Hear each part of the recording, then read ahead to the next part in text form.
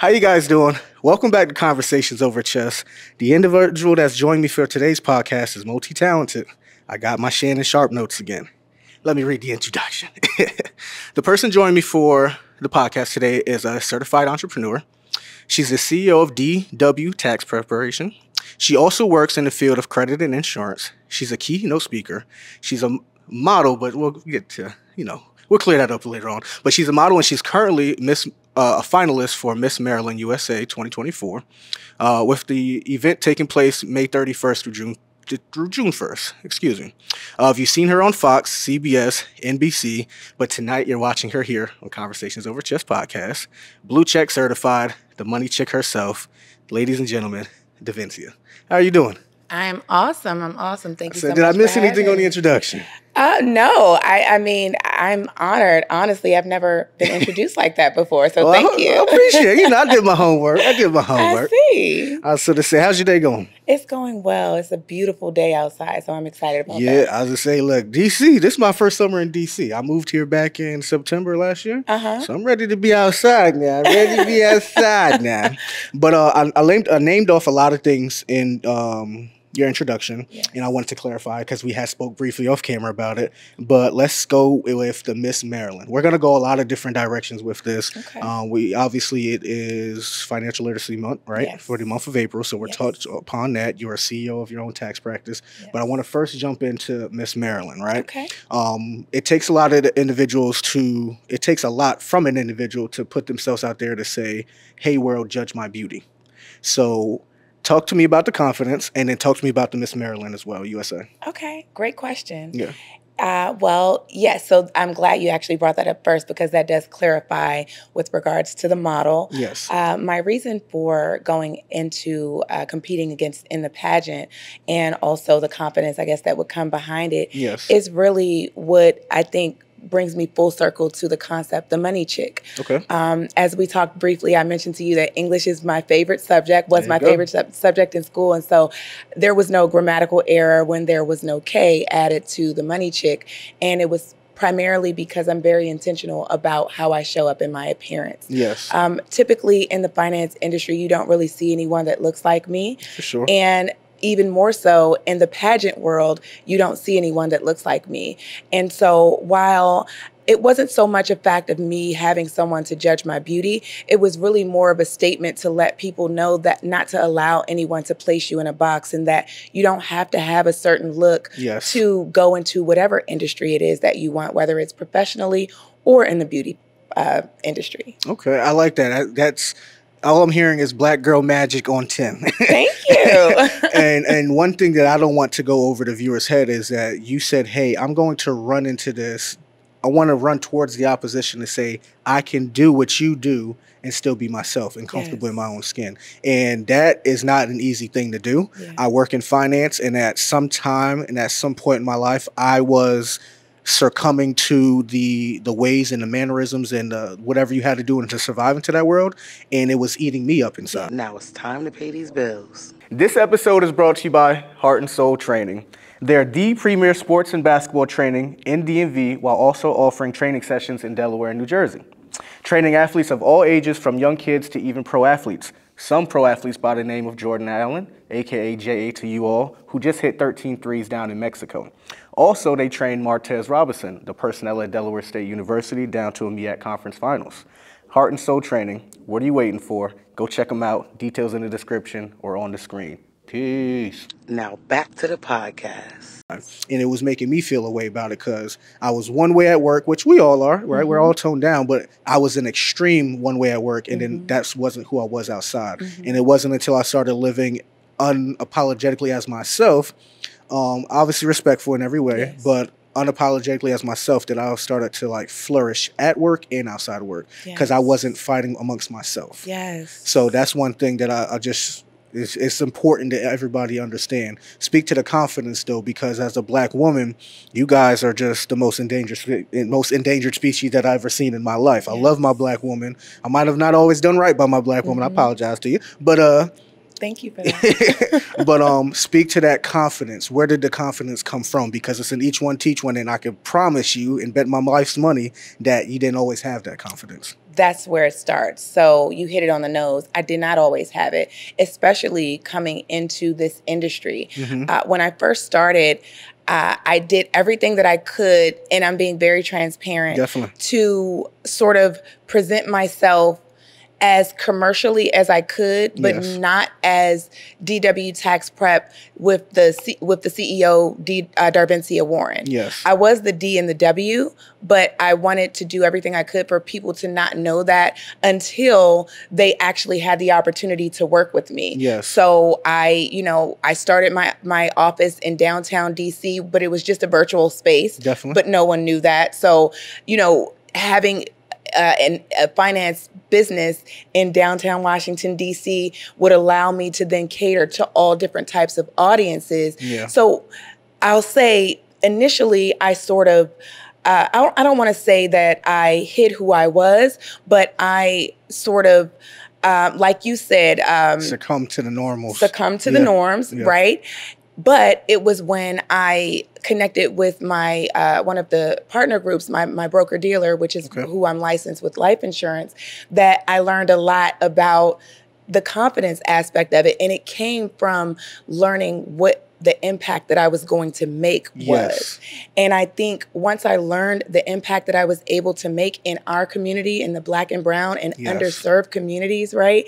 And how easily accessible access to wealth and leaving generational wealth behind, how easily accessible it was, I decided that, my adversities or what was normal was not more important to me than making that change, being that difference.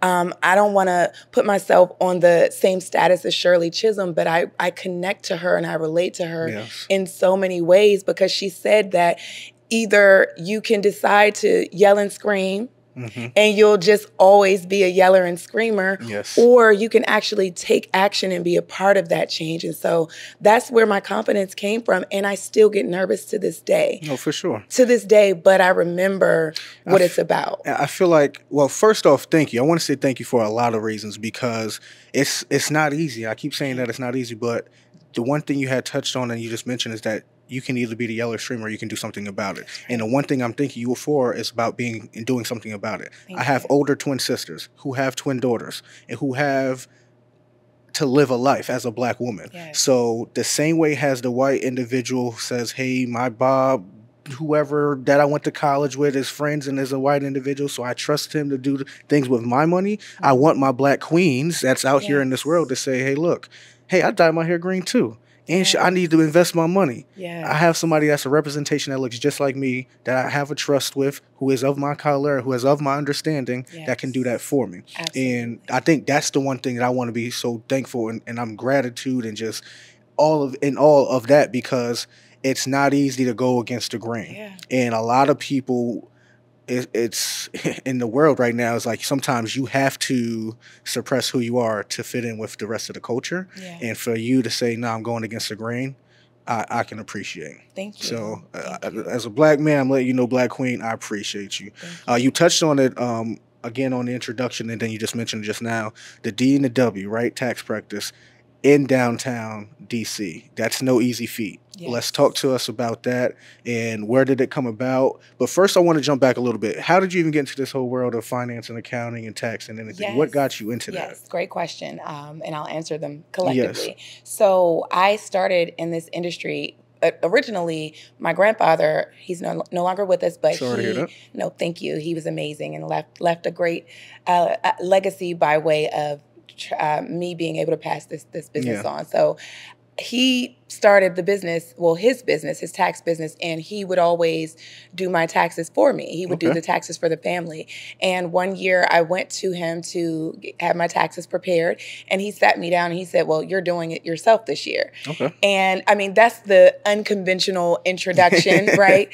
Which is needed. Exactly, which is needed. But then one year I actually went on, I come from an administrative background, providing support, and I always went above and beyond in the administrative side, executive level, supporting C-suite level executives and things of that nature. And one day I was going to what I thought was an administrative assistant interview. And what it turned out to be sort of one of those, what appeared to be like a group interview settings, which to me always represented like sales or something. Yeah. And I almost immediately walk out.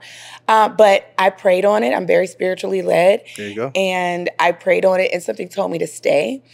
And what happened was I was introduced to the possibility of being able to start my own independent tax practice as an independent contractor for another agency. Okay. And I was excited about it. And then also all of the other wealth building tips and tools and resources that they were going to expose us to. I'm like, this is exciting. I would love to learn this. Definitely. Unfortunately, fast forward a little bit, and I did everything that I should have done. I set up an office space in my living room. I mean, I went to the thrift store and got office furniture. I really was serious. You about invested it. in what you wanted to do because I believed in it.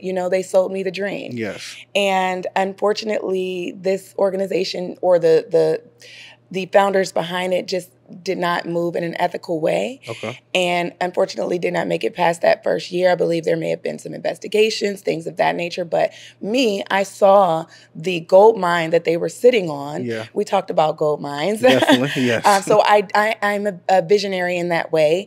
And so I saw the opportunity that was available if done right. And so I did the necessary research to start the establishment with the credentials that were necessary. Okay.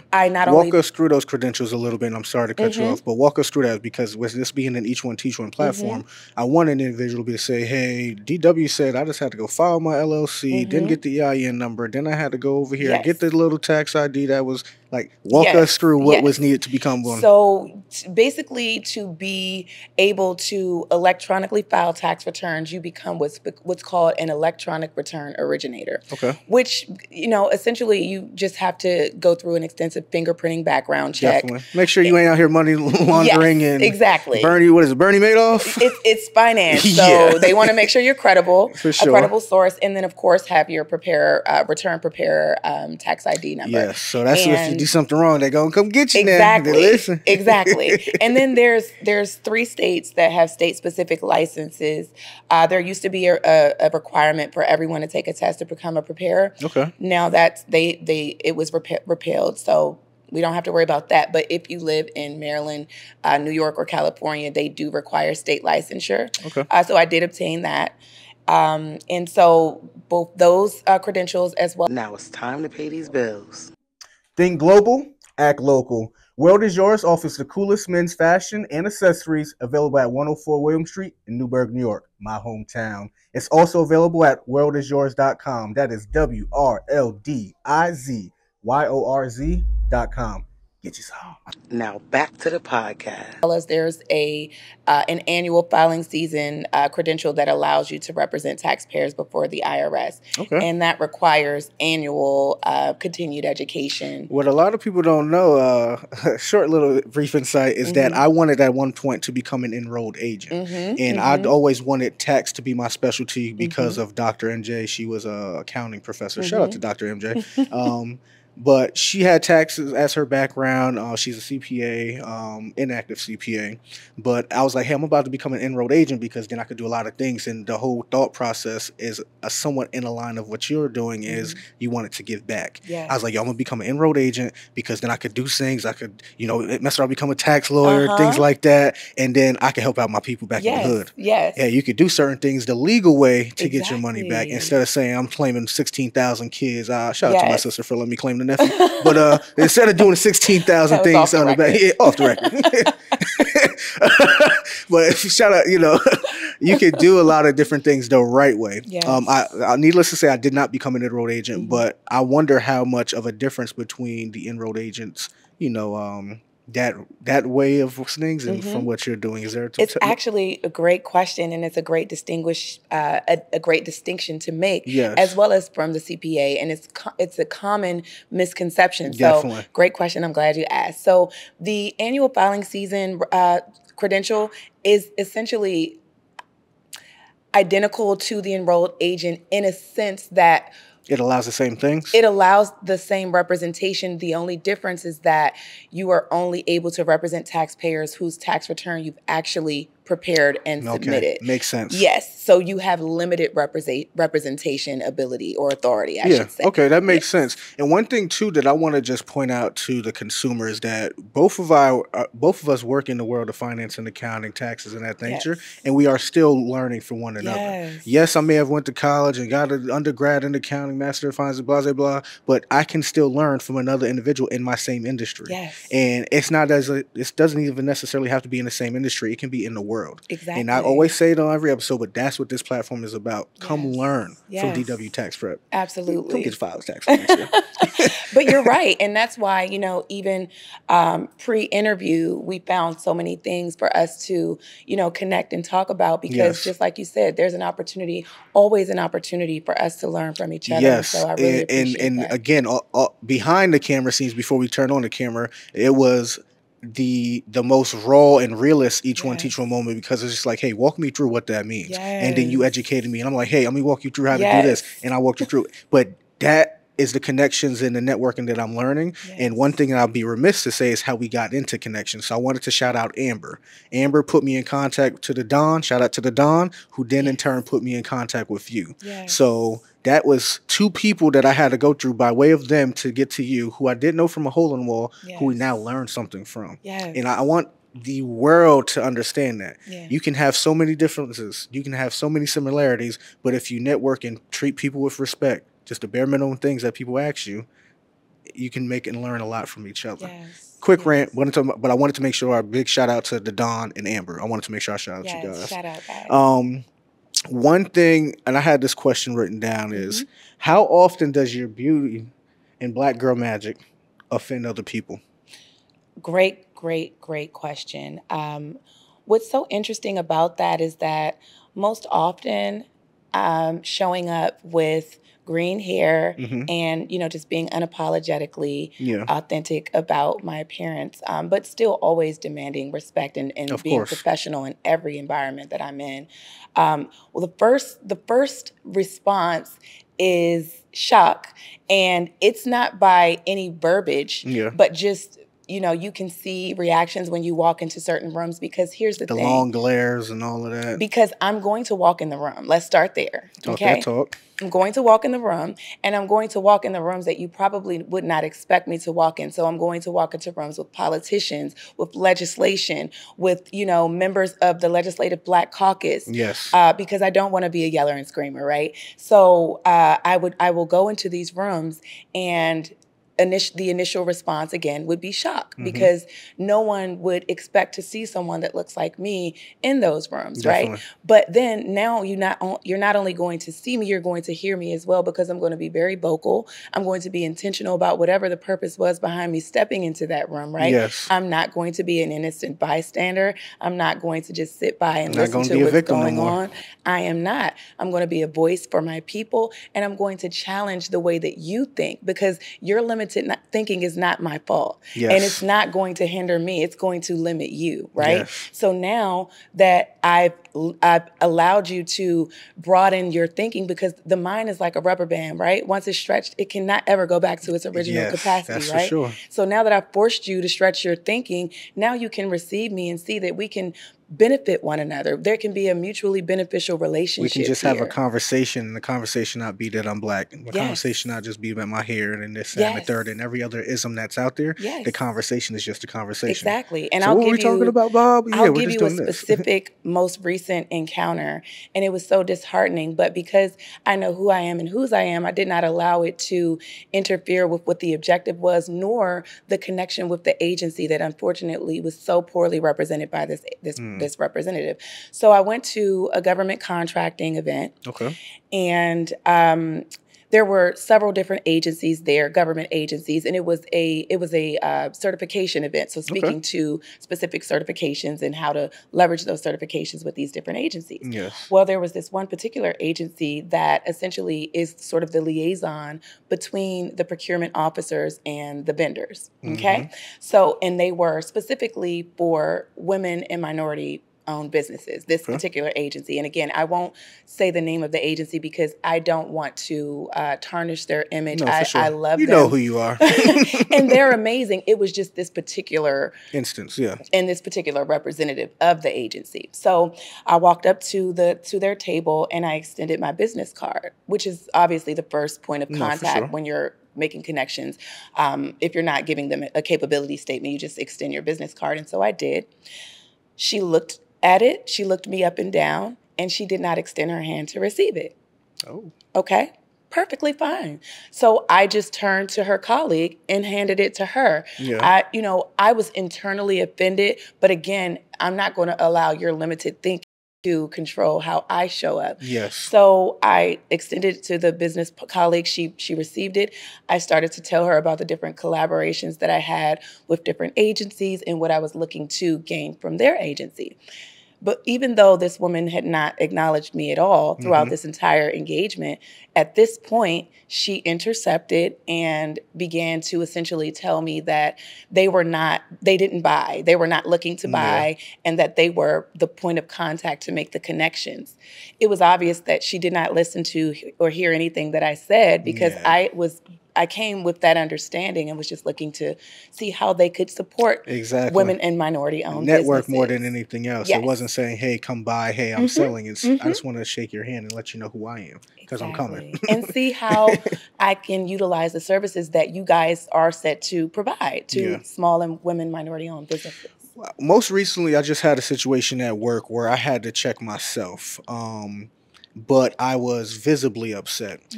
Needless to say, I bring that up because in that situation, you could have acted a specific way. Again, I wasn't there for the situation, but you could have acted in a specific way. And a black woman was like, yo, baby, you got to stop letting them visibly see you upset. You can't let people get to you. Right. Now it's time to pay these bills. This episode is brought to you by DJ DMC. For any parties, kickbacks, and weddings, DJ DMC has your back. You can find him on Instagram at dmcthegOat, on Instagram at dmcthegOat. Please be prepared to pay the cost as seen on my shirt. He also makes his clothing line, great premier brand, and be sure to reach out to his Instagram as well at Pay the Cost LLC on Instagram. That is Pay the Cost LLC on Instagram. Get you some. Now back to the podcast. So all it says, where does that come from? Is it the Shirley Chisholms? Is it your mom? Is it your dad? Like, who is that specifically for you that, and outside of being just a black woman, you have to be that? Like, what is that specifically? Where does that come from for you to be like, irregardless of what the world is doing, I'm going to be okay and stand on who I am? Where does that come from for you? I think it probably comes from me having been on my own since I was 14 years old. Okay. And when you have to, especially as a young woman, and you have to figure out a way to support and take care of yourself at such a young age, you encounter so many things, especially adversity. And when you overcome all of those things that you encounter, you look at life like, well, what's next? You know, and you also look at some of the successful people, the wealthy people, the inspirational people, and say, well, why not me?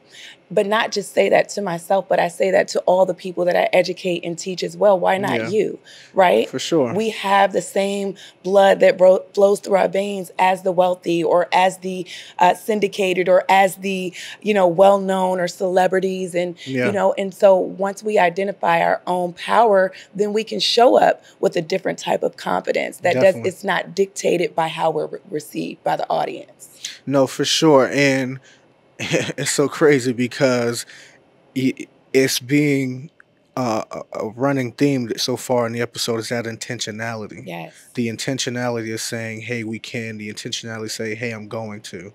Before we touch on the intentionality, you had mentioned you were alone by the age of 14. What was the reasoning, if you're comfortable enough by saying that? What caused you to be alone? Is there foster care, stuff like that? Again, just if you're comfortable. Absolutely. It's interesting. I've never told my story before, and I've always this is the platform. and I've always believed that a time will come. Yeah. Right. The time's now. The time is now.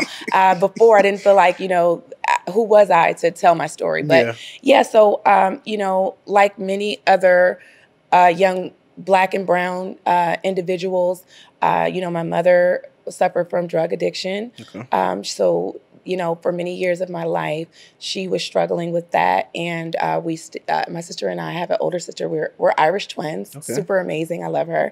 Okay. But Shout out to the twin. Shout out to the Irish twin. We love you.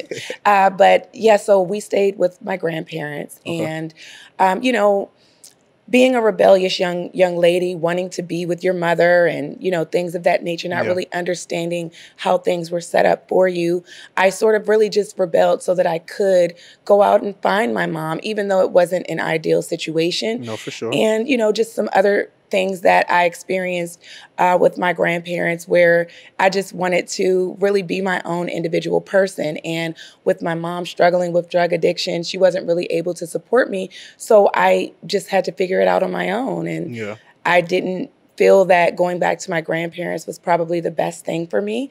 And so, yeah, you decided to leave, and that was just one of those, hey, I'll fend for myself. I'm living out on the street, doing what I have to do to survive. Or it was like, hey, a friend took me in. I went to my girlfriend's crib that we were in high school together. Like, speak to us about that journey, because that's not an easy thing to do either. And for you to say, hey, I'm gonna do these things, I'm sure there's a lot of bad that came with that, and there's also a lot of good. And I can understand now a little bit more about knowing the story about how the sage advice of how certain things ain't gonna mess with me, because boy, I've been doing this and people been telling me no since the age of 14. So you're gonna think this gaveling is gonna tell me something different? I'm gonna persevere. So speak to that a little bit. Absolutely. Well, you know, there were initially it was just wherever I could stay, wherever I could sleep. You know, I did have a best friend at the time in my youth who, for lack of better words, was homeless for me. She would, you know, find places for us to stay, whether it was a friend's house or things like that. So shout out to you. You know who you are. I really appreciate that.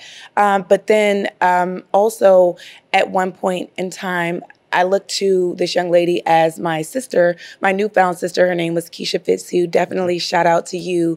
She took me in when I was 14 and taught me so much about she gave me the work ethic, and you know, she gave me what Google University is to me today, right? The soft and hard skills that I needed to go into the corporate world with no experience. And so, and not only that, she taught me, you know, that less is more, how to dress and things of that nature. Because when you're thinking about leaving home at 14 years old, I was in all the goth and, you know, spikes and chains. And you was believe going it through or some not, things. yes. So, you know, she really instilled a lot of morals into me that prepared me for, you know, when I did go into the business world. And so when you stepped into your own. When I stepped into my own. Now, shout out to that individual, because that individual for you is my aunt and uncle. So my mother passed when I was 13. She was an only child.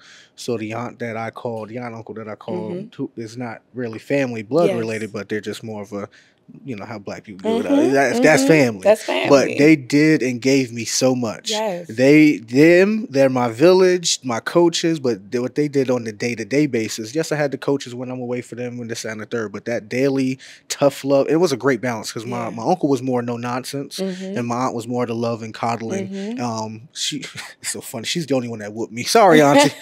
My uncle never whooped me, my auntie did. But both, needless to say, those two individuals were that same thing for me. They prepared me for what was to come. And without those individuals in our lives, who knows where we'd be without them. So the shout out to you, shout out to those individuals who you are for other people in the world.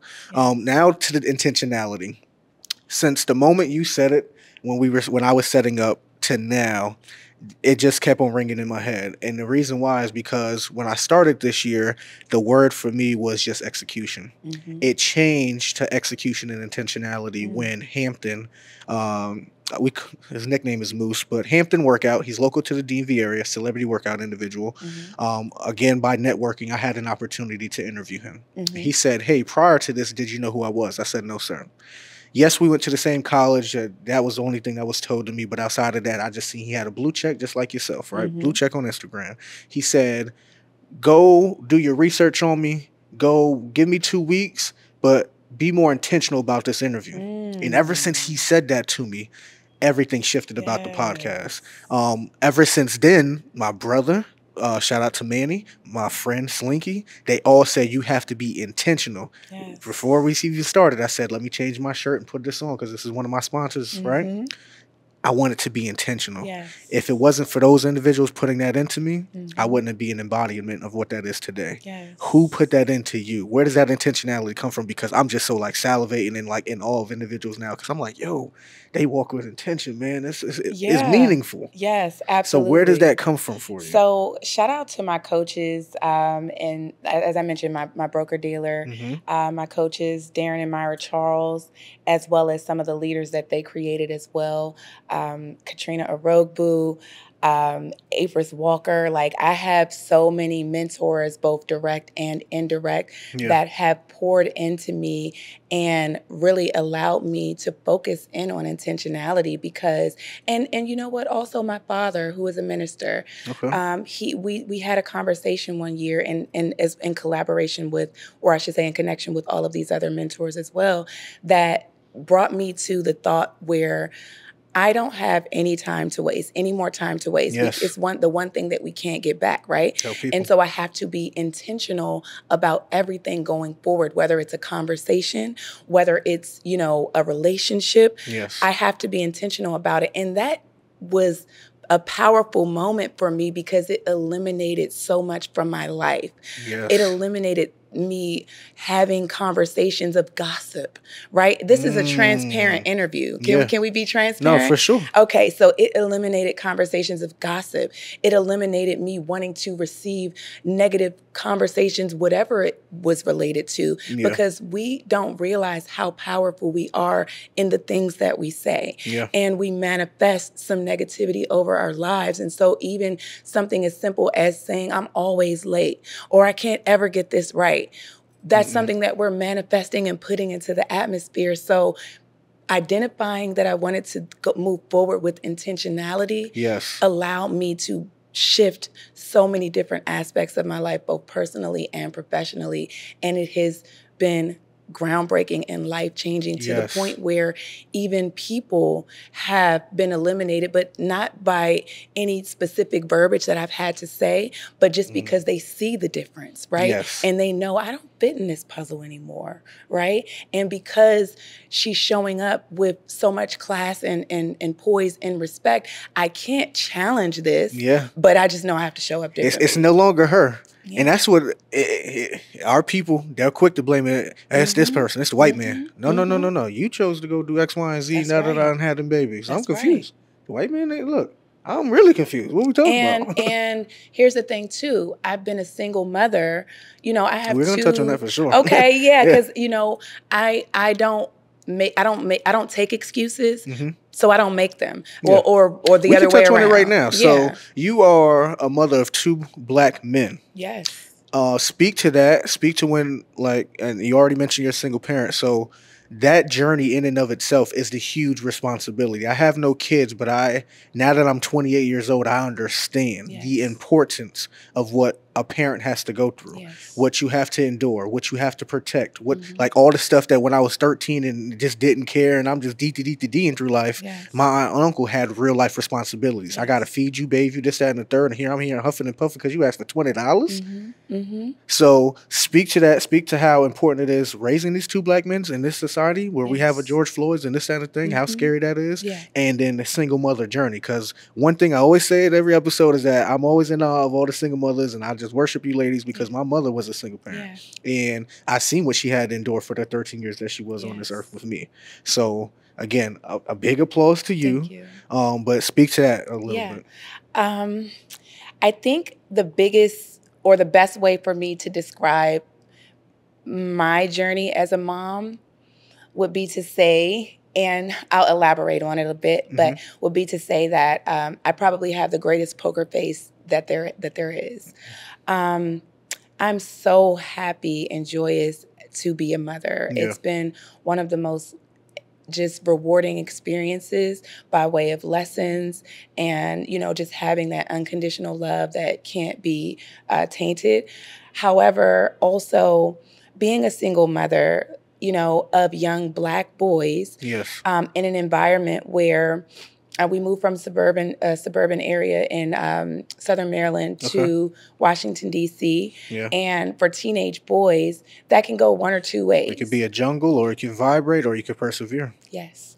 And I think we experienced a bit of it both, you know? And so there would be times where, and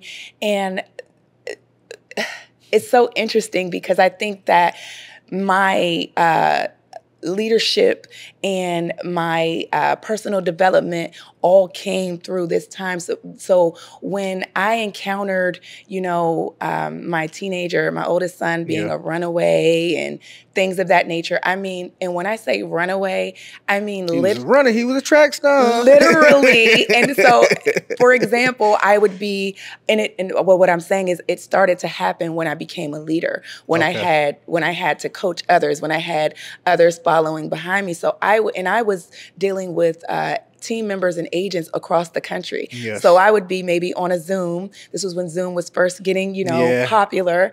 And I would say hello, do my greeting, and he would literally run out of the house. And I would have to, you know, pause on the meeting for a second because I can't get off because I'm still a leader. Exactly. Right? You're a CEO of a I'm a company. CEO. So it's literally just give me just a moment. I'll be right back. Try to run after him a little bit and then realize, you know, I have to get back on this meeting, address this, and then maybe, you know, call 911 and, you know, missing persons. But I said all of that to say, you know, it's still been the most rewarding journey because it has strengthened me. It has allowed me to know that outside of everything that I've endured, you know, being on my own at such a young age, that I also am a conqueror in whatever's placed before me. And it also allowed them, my two boys, to see the strength that they have and the mother that they have. And so they show up a little differently. Now, my younger son, he's impressionable. He's 16, so he's still at that age. And both of them have a lot of growing to do. But I just, you know, I'm grateful for the experiences that we've had. It's allowed us to become closer. Definitely. And they see that their mom is fighting for them and trying to provide them something that was not afforded to me. And, you know, we'll see how it goes. It's a continuous journey. Are they taking, what's the two ages of the boys? 16 and 18. So with one being a young adult and one coming into a young adult, are they understanding what mom is doing for them? Are they understanding in any way, or are they still somewhat not picking up what you're putting down? I think that sometimes they do. Like, you know, when we have these conversations, I'll be surprised, and my son will tell me. Even recently, he was like, "Mom, you know, because I'll speak to the fact that we are retiring the DW tax prep name. Okay. I'm not going to. What is it going to be changed to? That's what I was going to say. Okay. So I haven't trademarked it yet. It's in the process. Okay. So I haven't yet announced the new name. We won't say it. We won't. But I will say that. Stay tuned. Yeah, stay tuned. But it does align with our core principles. Pun intended, and you'll understand that later, right? And so as we were having that conversation, I could reveal to him what the name would be. Yes, for sure. He nearly teared up, and he said, "Mom, you know, it's been DW Tax Prep for so many years." But then when I explained the meaning behind it, he completely understood, and he's just like, "You know, Mom, I've seen where you've come. I've seen all that you've done." And so that really meant a lot to me because you don't get that often. Kids don't tell you that they see you. You know? No, for sure. And I'm sure it made you probably feel moved in a way as well because you do a lot of things I only can assume for them and for their benefit to further them in their lives. One personal question, and again, you don't have to answer only if you're comfortable with it, is why isn't their father in their life? Is it... No problem. So my boys do have different fathers. Okay. And my oldest son's father, I can't really speak to why. I've always been the mother that would allow them whatever access that they were willing to have. And my oldest son's father, unfortunately, just, you know, I don't know if it was that he just didn't have that level of maturity. But he did show up in the more recent years of my son's life, and I felt it probably was less advantageous than it was But I allow him to make that decision on his own. Okay. So I think it was really a choice for my oldest son's father. And my youngest son's father, we were actually elementary school sweethearts. So we started at 11, 12 years old. Yeah. He was the only 11, 12-year-old I knew with a full-on goatee. I don't know where that came from. Trying to tell you.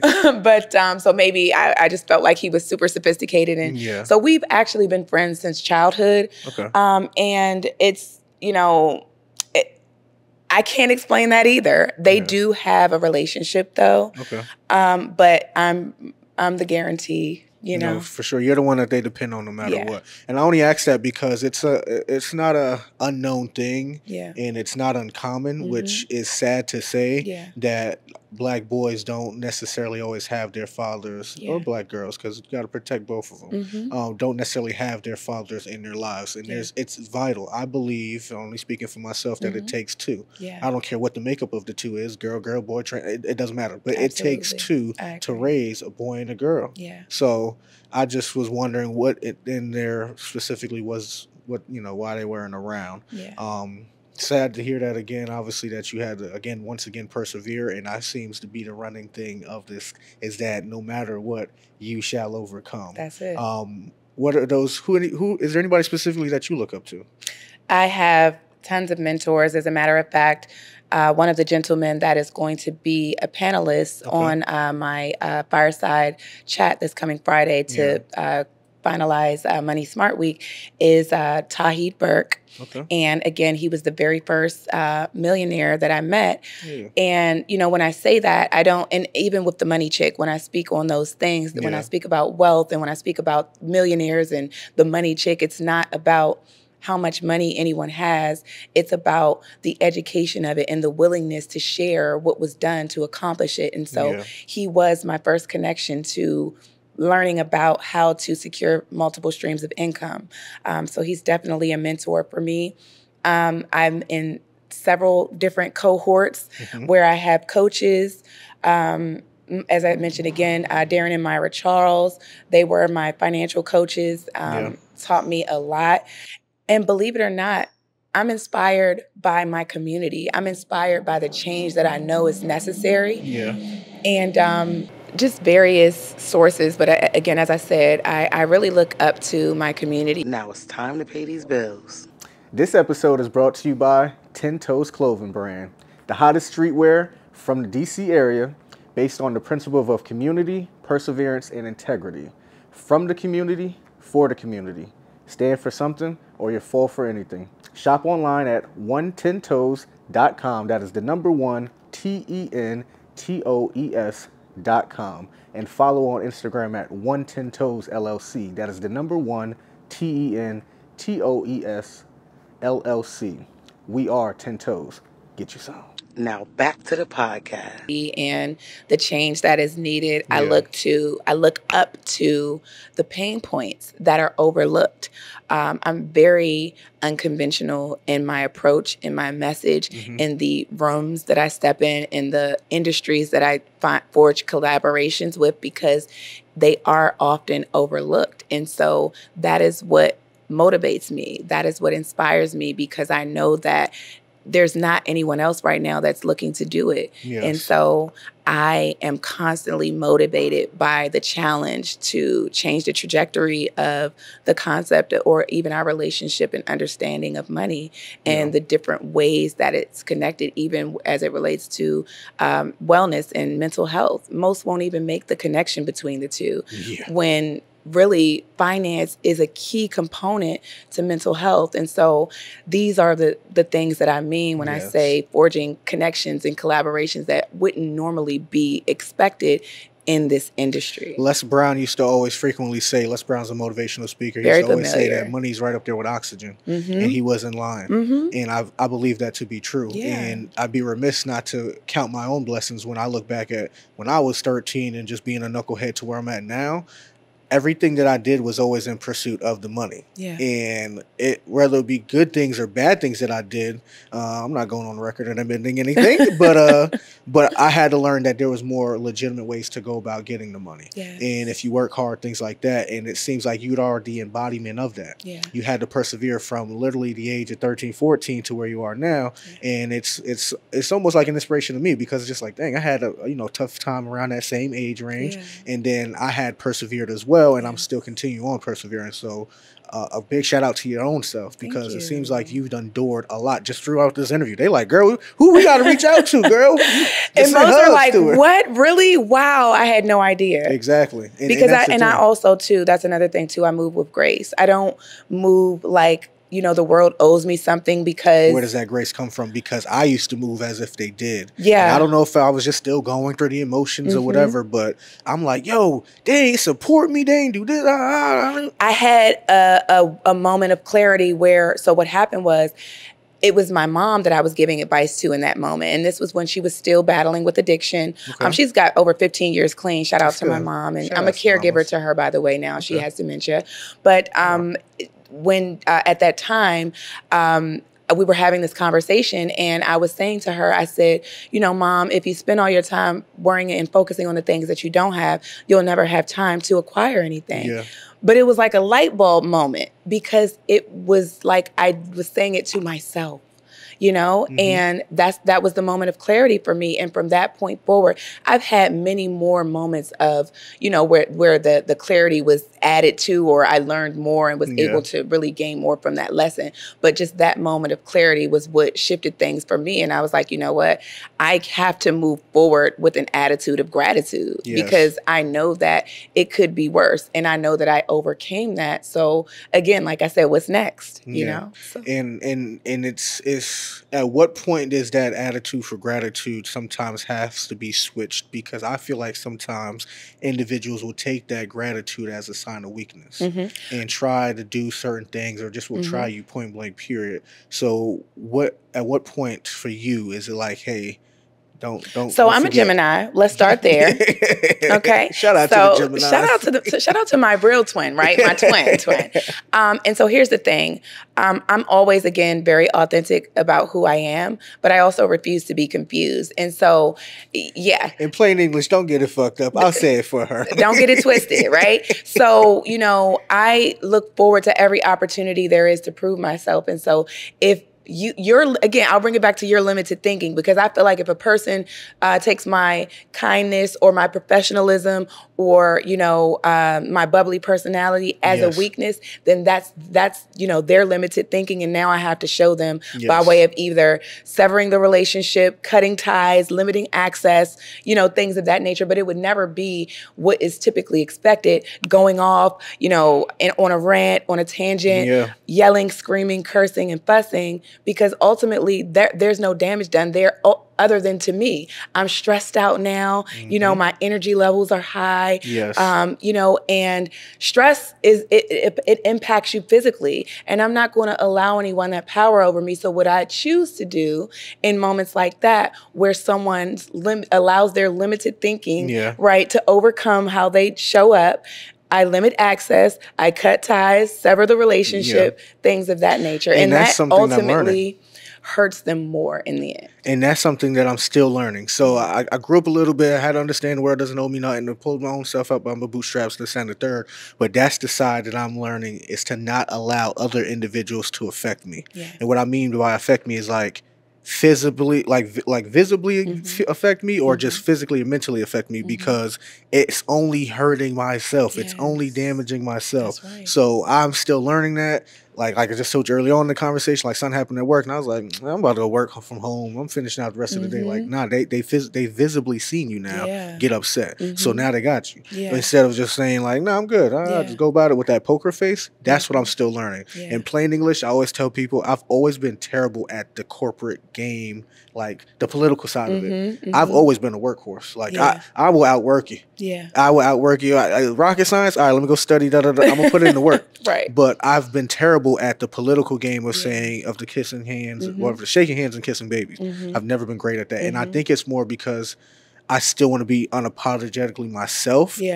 and I'm also still trying to learn how to maneuver Mm-hmm. and work the room of whoever's in that individual Mm-hmm. space. So needless to say, I'm still trying to get to that point. Yeah. So I've done a lot. We're similar, but I'm still working on getting to that place because I'm still trying to act the fool. My brother so frequently reminds me is that that's what they want. Yeah, Don't even give that's them what that they opportunity. They want Yeah. them for you to come up in here and just curse everybody out and Yeah. F you, and I don't need this job because Mm-hmm. they're already thinking that. Yeah. That's And what then the it expectation gives them is. an advantage. But if you show up in a way that challenges how they actually showed up, Mhm. right?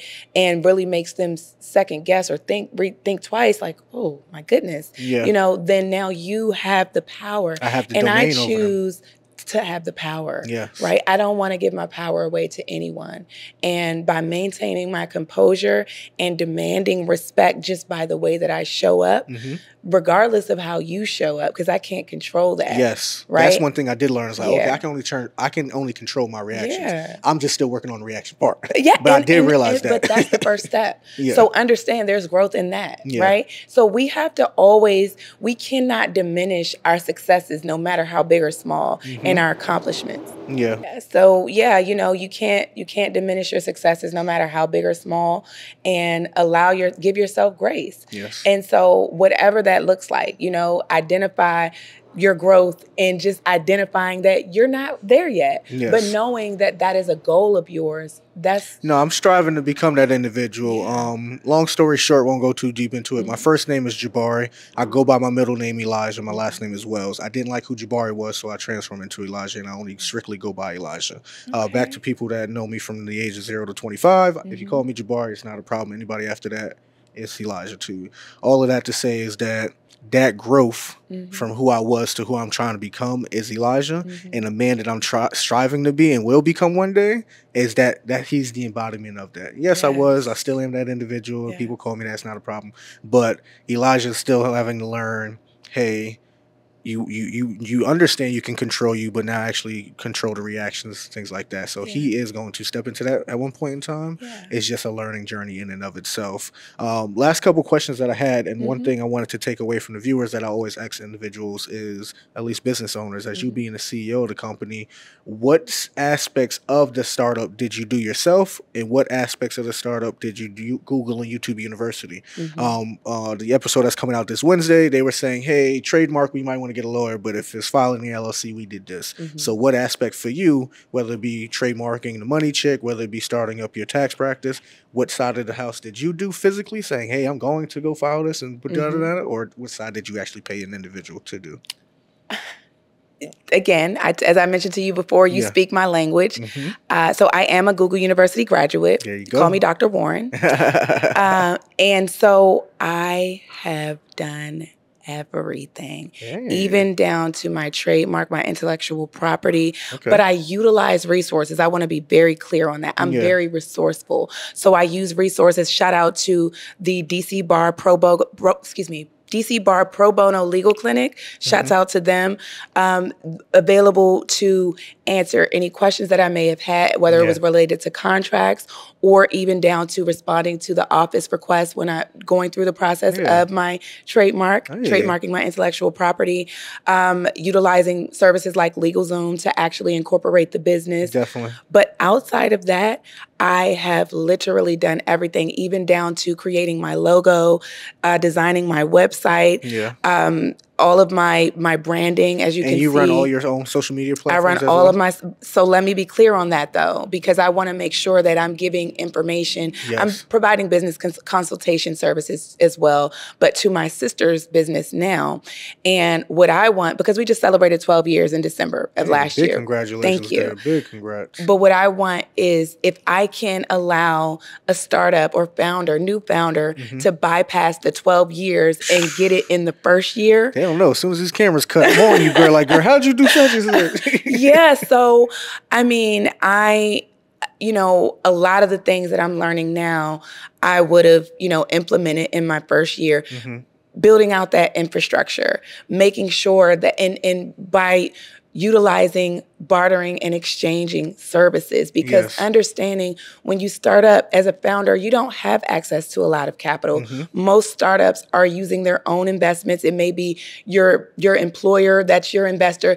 If anyone has a job that's an aspiring entrepreneur, I identify their employer as their investor. Yes. That's how I see them. Yes. Right? Explain the bartering to the Yes. individual consumer, because I don't want that to go over their heads. Yeah. Because essentially, from what I understand, it is saying, hey, look, you are a lawyer, as an example, and I know that I need X, Y, and Z, and I might not know how to do it, but I know this lawyer over here. We're actually pretty cool friends.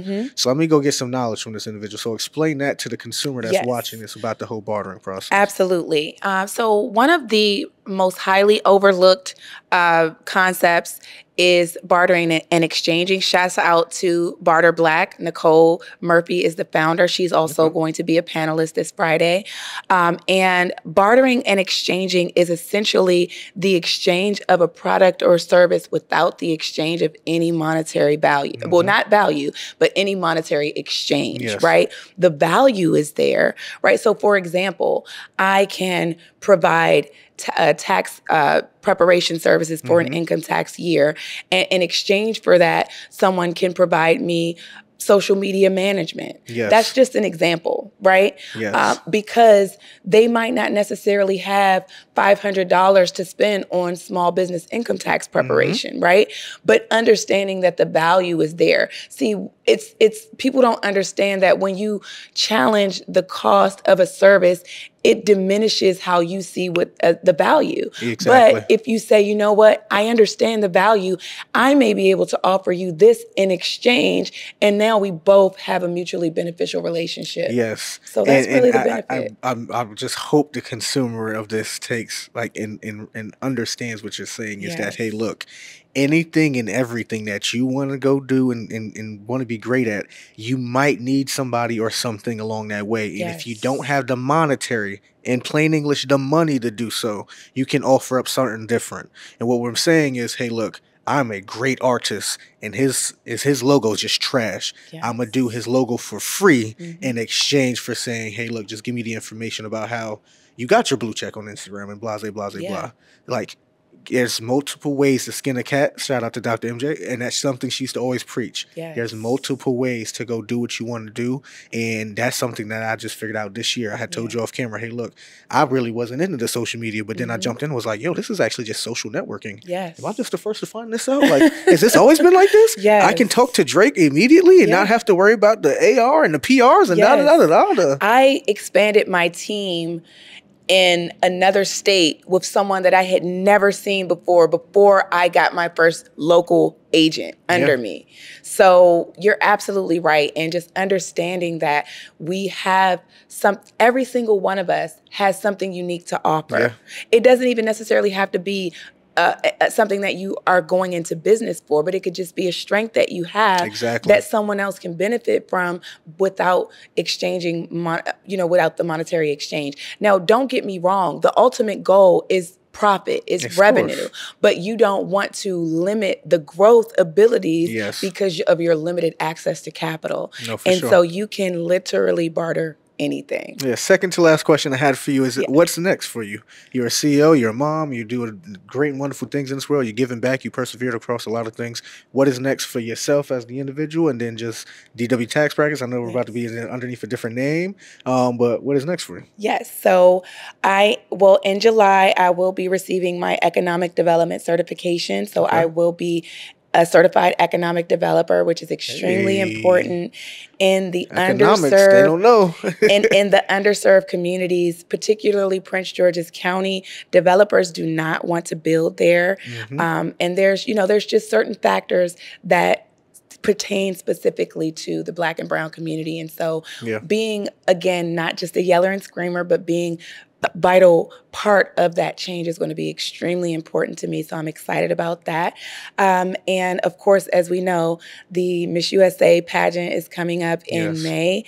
Again, I'm not, if I win, that would be great. Ultimately, the goal is just to, gain exposure to the mission and let people know to be authentic as you are, unapologetically. Yes. And, of course, if I do happen to win, then I'll go on to represent the state of Maryland in the Miss USA pageant. So, again, super exciting. Yeah, that'd be perfect. That'd be crazy. And what I'm really looking to do next is to expand my team so that I can step away from the day-to-day operations and really be more philanthropic. I want to be an activist in this thing that we call bridging the wealth gap. Definitely. And I need to be more present to be able to get that done. So be able to make more strategic partnerships. I lied. I got a couple more. Okay. A couple more questions.